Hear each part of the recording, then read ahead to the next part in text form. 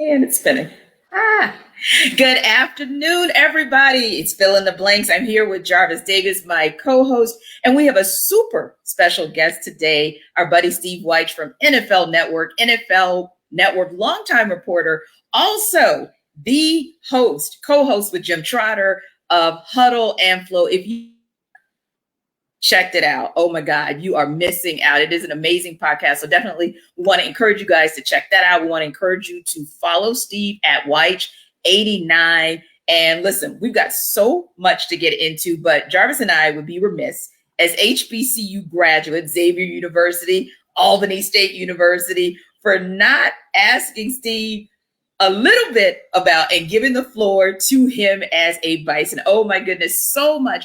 Steve, I think about the obvious, which is Mercure Maker, but what I didn't share with you before on air is I have two play nieces, if you will, who literally were top 5 volleyball players in the country, flipped from Texas A&M to Howard University. So they'll be starting there in the fall. How about this renaissance in HBCU sports? Well, Tenitra and Jarvis, first off, thanks for having me on. And look, and I absolutely love what's going on when you talk about the Renaissance, because athletics is just a part of it. Yes. I do think there's been a tremendous awakening of young people in this country. We saw them in the streets last summer. We saw them at the polls last winter, right? And just this tremendous amount of awakening with HBCUs, because, HBCUs drove a lot of that. And we alumni heightened an awareness to drive a lot of that. And then athletically, you had McCour Maker do what he did, right? Going to Howard, one of the top blue chip basketball recruits.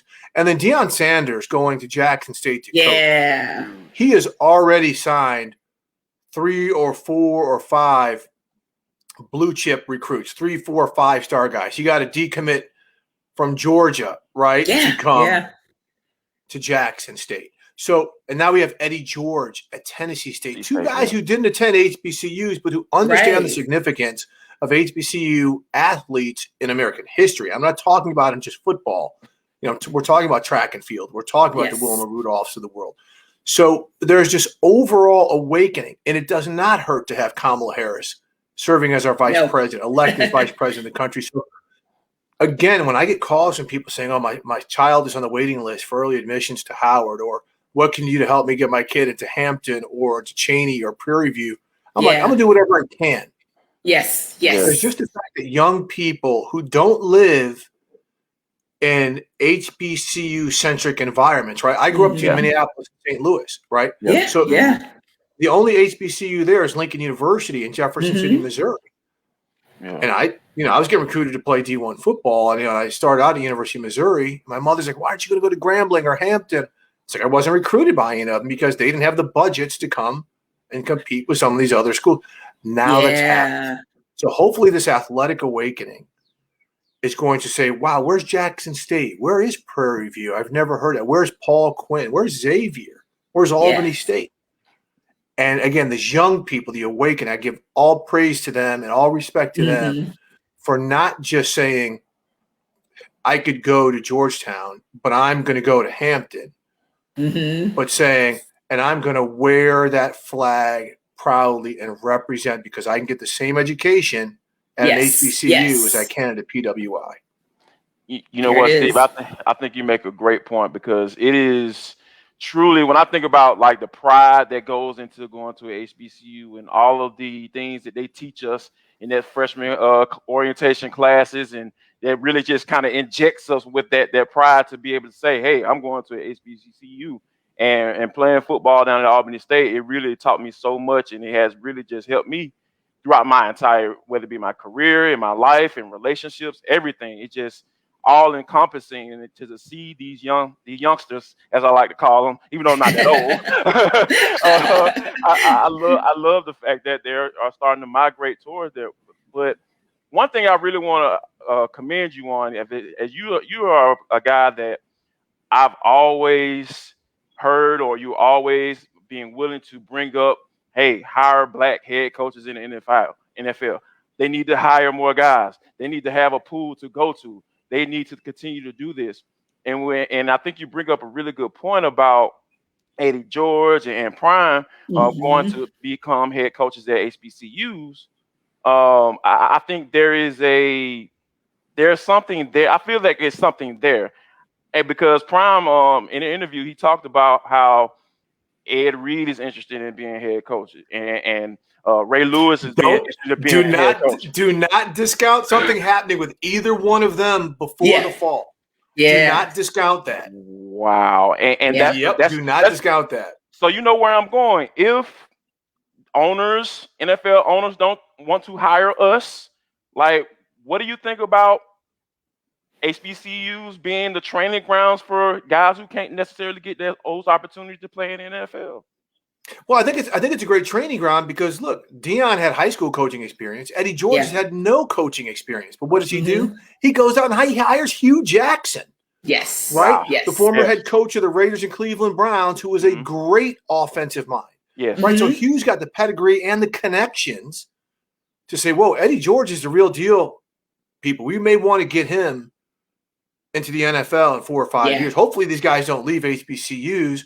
But this is something that a lot of these black players who may not have gone to HBCUs previously didn't think about until Deion did it. Now, there's been a ton of former NFL players. I can think of Steve Wilson, Ken Riley. There's a ton of former NFL players who have gone back to coach at HBCUs.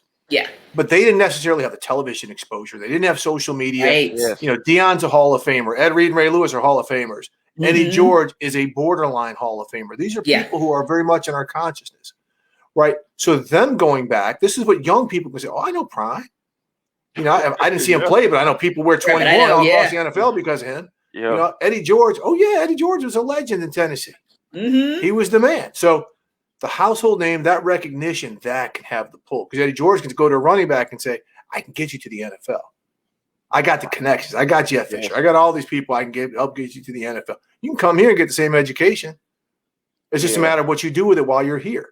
So I think it's absolutely fantastic as a potential training ground. And hopefully this will show NFL owners that it's not just guys who've, you know, paid their dues for 15 years who finally are getting an opportunity to be offensive coordinators who can do this. Maybe there could be some other guys who can do this. So I am all for anything of creating opportunity and bringing recognition to these HBCUs or athletic programs and to these young people, not just the coaches, not just the players, but could open up opportunities for equipment folks, for people like that. Yes. And that's so much of what we try to do with the Black College Football Hall of Fame and so many other things I'm involved with. We can do the job. There's no genetic defect. We can't coach. It's not like we can't coach because we're born unable. It's all about opportunity. Right. Yeah. The capability is I think the capabilities are definitely there, and I'm glad that you bring up the HBCU Combine. Now, Steve, I came out of college. I played for 4 years down at Albany State. When I was coming out, if you would have told me 15 years from then that there will be a HBCU specific combine and you're going to have a boatload of NFL scouts down there and really putting eyeballs on these kids going to these smaller schools, I would have laughed in your face because when you talk about the actual exposure that these guys are getting, like, I just think it's valuable. Do you think is this just the beginning? To some degree. So, you know, the NFL had a sanctioned combine schedule for last year, but it got canceled because of COVID. So this year there was a non-NFL sanctioned event that just took place in Birmingham where basically a lot of players who came out last year participated. Because this year you had all the players in the SWAC and a lot of other conferences still playing games. Right. So they didn't get an opportunity to show themselves that way, but they could show themselves playing football. So that's you know, that's a different thing. And the next year there will be an NFL sanctioned event, probably pre-Super Bowl. And so what this does, again, this is me being intricately in the mix of the planning of some of these things and involved with some of these things, is it gives NFL teams no excuse. Yeah. Right. Because now, I mean, look, if there's a baller, let's just say Akil Glass, a quarterback for Alabama A&M, big guy, really good player, right? So if he's a draft prospect, you know, instead of a regional scout saying, all right, I'm going to stop by Alabama A&M for a practice in between me going to Vanderbilt, Alabama, and Auburn for 5 days. I'm going to swing by and see this kid for an afternoon. Yeah. He can say, okay, I may see him, but then I have a chance to go back and revisit him. Yeah. Yes. At this combine. Okay. And then we have an opportunity with something that's going to kick off next February 19th. Another thing I'm part of is the HBCU Legacy Bowl, where we're going to have up to 100 draft eligible players from HBCUs to be able to have NFL eyes on them. It's the week after the Super Bowl. So this game officially kicks off 2 weeks before Combine. So you talk about no excuses. So you're going to have the East-West game. You're going to have the Senior Bowl. Then you're going to have the HBCU Legacy Bowl. And then the Combine. No excuses, people.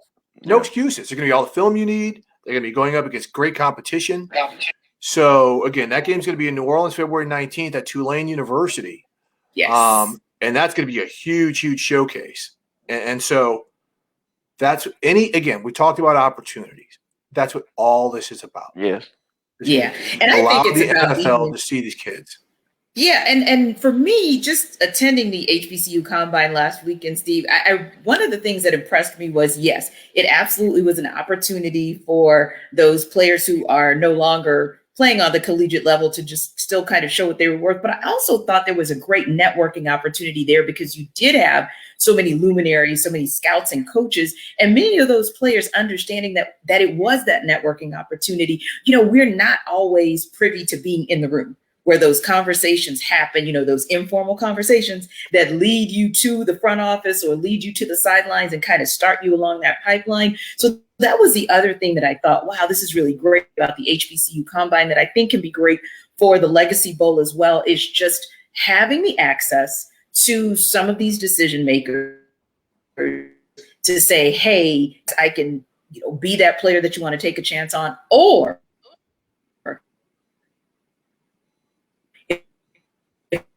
if I'm not that player you want to take a chance on, maybe give me an opportunity to be a coach's assistant, earn shadow, increase that GM, because that's just as important.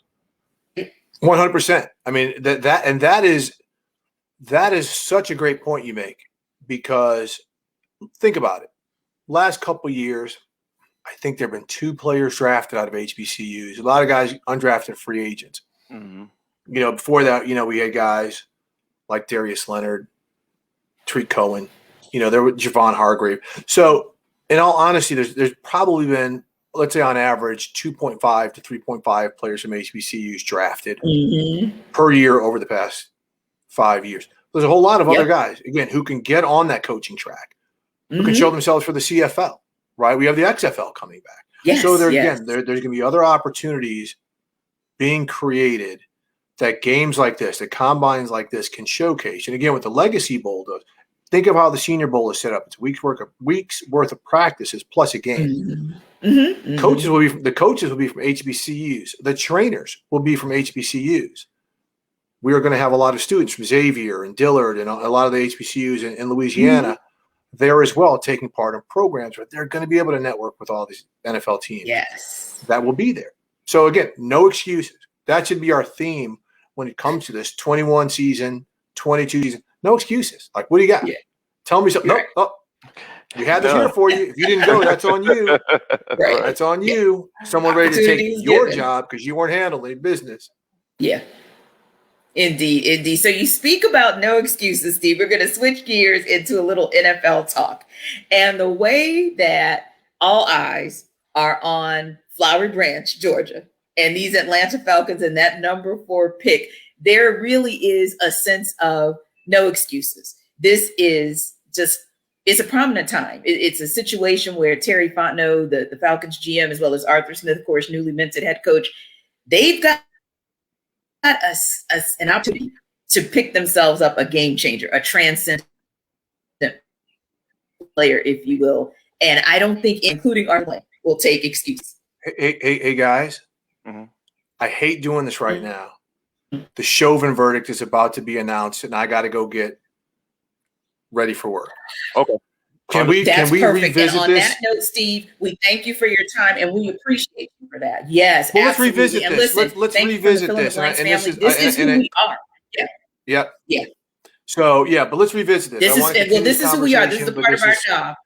Yep. Yes. But thank you guys so much, and let's circle back in a week or so. Okay. Sounds good. Sounds good, Steve. Thank you, man. We appreciate it. All right. Thanks, guys. Thank you. All right. Take care. All right. All righty. Bye-bye now. Wow.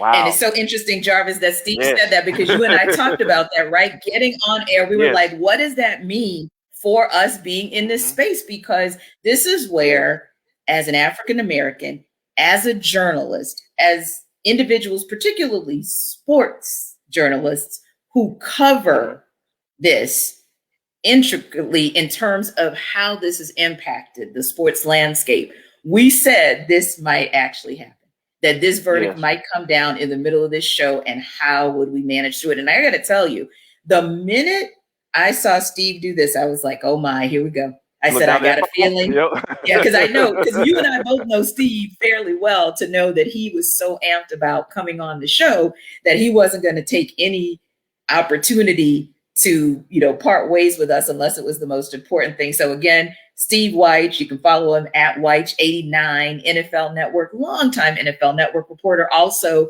of course, as Jarvis mentioned, someone who covered the Falcons for years for the AJC, and also is doing some great work with the Falcons organization as a special partner, if you will, with them this season. So yeah, we will bring Steve back maybe next week, or maybe even in the coming weeks, to kind of download, maybe even give us his reaction on the Falcons draft and then the draft overall. So look, Jarvis, I'm like him. I'm looking at this phone, hand shaking, heart palpitating, wondering what's it going to be.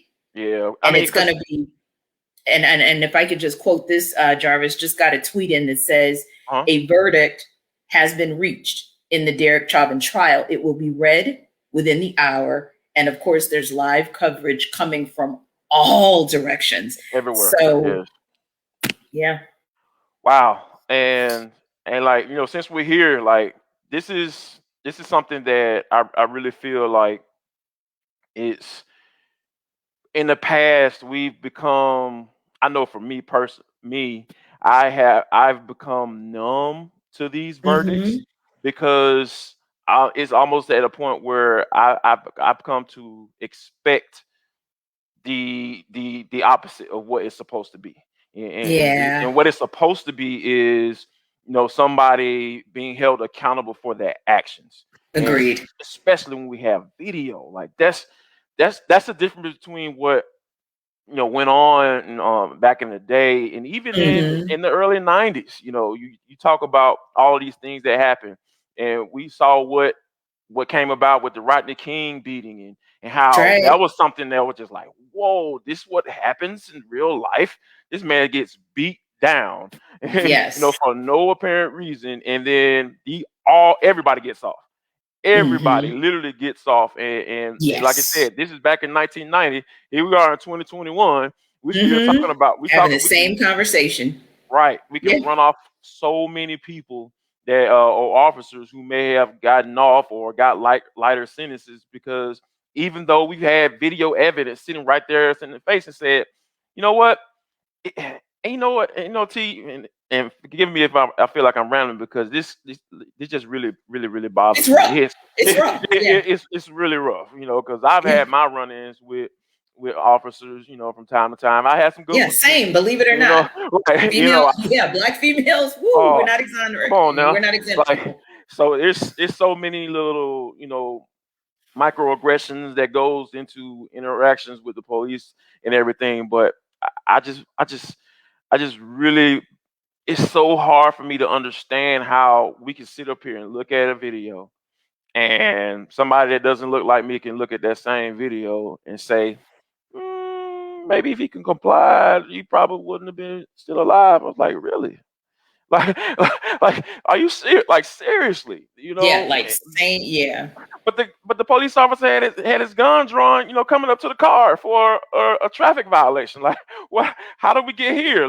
Like, it's so many things to question in these interactions, and for and in this particular case with George Floyd, the man was handcuffed. He was on the ground, and it just, like we have to value our lives more so. That's the only way change is going to happen. We have to value our lives, and also people are going to have to put some value on our lives more so than what they have. And it's evident that that hasn't been the case then. And hopefully, this verdict comes out and say, you know what, this has been happening for too long, and somebody's going to have to be made. A example going to have to be made out of somebody.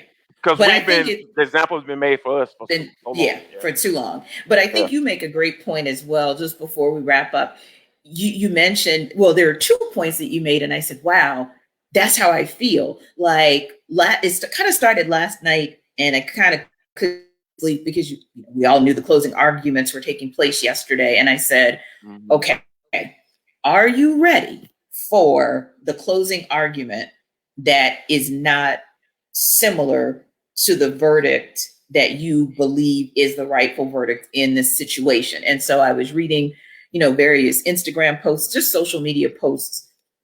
And the sad thing is, Jarvis, the majority of those posts, I'm talking 95% of those posts, for not just people of color, but people who support and understand the plight of people of color, were bracing themselves for how to manage not guilty verdicts in a situation where to many, it seems clear and obvious that it should not be that way. So that was the thing that struck me first, like, wow, are you mentally prepared for that? That's number one. And number two, our leagues that we cover every day, NFL, NBA, Major League Baseball, even hockey, I think I may have read somewhere, they actually put together a plan proactively on how teams and players would react, respond, and address a verdict. And I said, to me, the fact that you had to put a game plan together is very, very telling about what you anticipate that potential verdict to be relative to your players and their experiences when in almost similar situations that did not play out as they should have. So I'm sitting here, looking at my phone, thinking about our boy Steve and, how he's trying to probably manage through the emotions of it as an African-American male. You heard him talk about his experience being from the Midwest. And so how that may have him hearkening back to his days of growing up in the Midwest and what this means, particularly in Minnesota, how to manage through it as a journalist, how to manage through it knowing that he potentially has to interact with or will be interacting with players, especially in this space we're in as we're getting close to, voluntary workouts and the draft and things of that sort. So each and every one of us has like a different space, that we're playing in and how this kind of impacts us. So no, you talking was not a ramble to me. You talking is what we're all trying to process as we brace ourselves for whatever, we're going to pick up these devices and see within this hour. Yeah. And you mentioned a word that kind of stuck with me. You mentioned safe space, right? There's in that space. And I think about, as a Black man in America, like, where is that safe space, right? I know my safe space is being at home with my family, with my wife and with my children, and all of those women, and every time I go out into the world, it's a random thought, or I kind of pause when I drive past a police car, or I think about being on the defensive when I get pulled over, even though I may be in the wrong. I probably did something wrong, like I probably was going too fast or something like that. But that's only part of it. Like the other defensive part is like, yep, all right, here I'm about to get questioned. Where you going? Where you headed? All that stuff. It's just having to continue to deal with that stuff, and it's just. And then you couple that with the random assaults that are going on against certain populations, if you will, people of color. And I even think about that, like, and again, I'm not trying to make light of it, but like, okay, usually you and I, we have like a little routine, if you will. We wrap up our podcast and then, I run to the gym and you head to the station and we do our debrief on the podcast, and then, kind of prep for what our next thing is going to be, whether that's our Saturday show on 92.9 or whether it's the podcast episode for the following week. And I'm sitting here thinking to myself, am I safe going to that gym?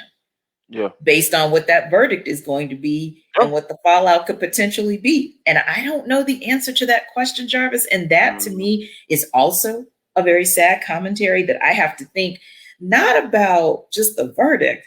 I have to think about my life. Like every time I go into a space these days, I'm thinking like, is the mass shooter coming my way? Is he about to just light up this gym just because he's mad at somebody at this gym, or he's mad at people of color or women or what have you?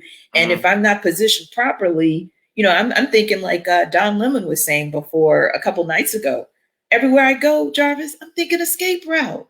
Yeah. I'm walking in the grocery store thinking of how I'm gonna get up out of here. Yeah. If somebody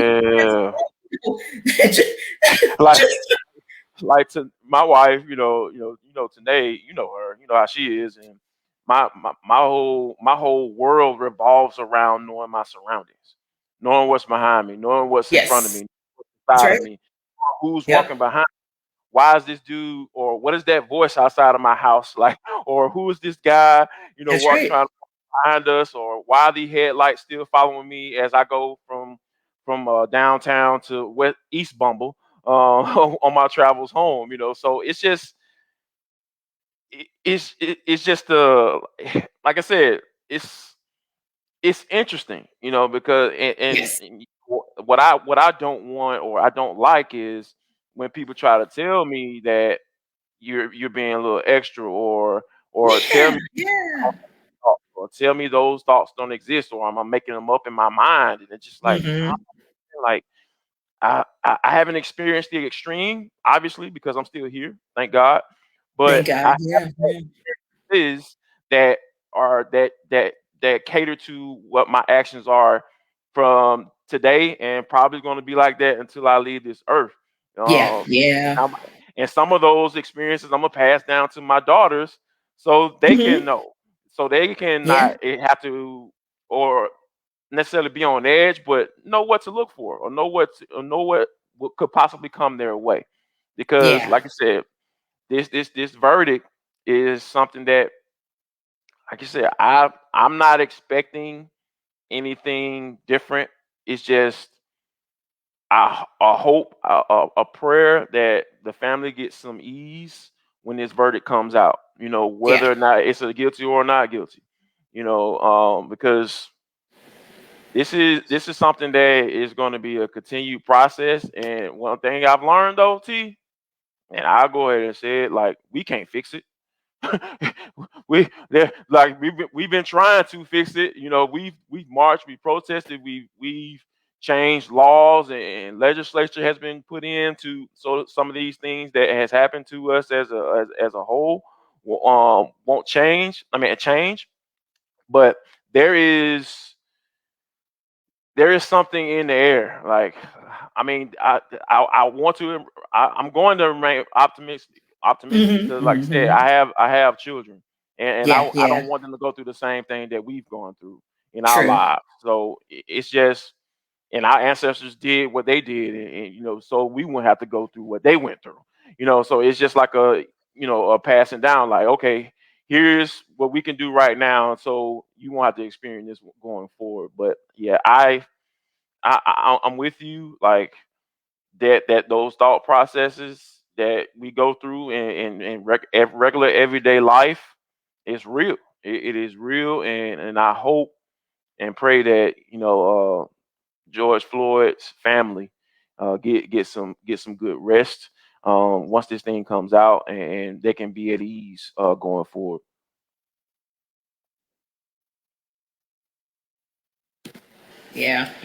No, so it'll be interesting to see. Well, listen, Jarvis and I, we're gonna try to go do a little bit of what's normal for these next few moments, if you will. But listen, we appreciate you guys for stopping by as always. Again, we thank our guest, Steve Weich, for dropping that knowledge, and he's going to be back, guys. And when he comes through, you can always expect that it's going to be an amazing experience. And we'll keep you posted on that. In the meantime, check out Jarvis and I. We are back on air finally this weekend, this Saturday from 6 to 7 on the show on 92.9 The Game. 7:30.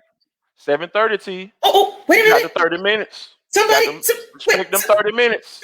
Respect somebody those gave us 30 minutes. Yes. Oh, they don't know 90. What they did. They gave us 90 minutes. 90. You know it. You know it's going down. No. But don't forget us to subscribe on YouTube. Subscribe to our YouTube page, please. Go ahead and do that, as we are live right now on YouTube as well. Spotify, Google Podcasts. Please go and check us out. Follow us on Twitter at @F_filling_the_blanks. Sorry. Excuse me there. And make sure y'all come back at our Facebook page every Tuesday at 4 p.m. We got it in a little early because, we had a very, very special guest, and we always going to make accommodations for such. And definitely want to thank Steve Weiss. Thank you, FIDB fam. You got any last words before we close, so we can close this thing out, T? In more ways than one, be safe. And as our brother Kendrick Lamar said, whatever the situation is that we find ourselves in the next hour, we're going to still be all right, fam. We're going to be all right. See you next week. There it is.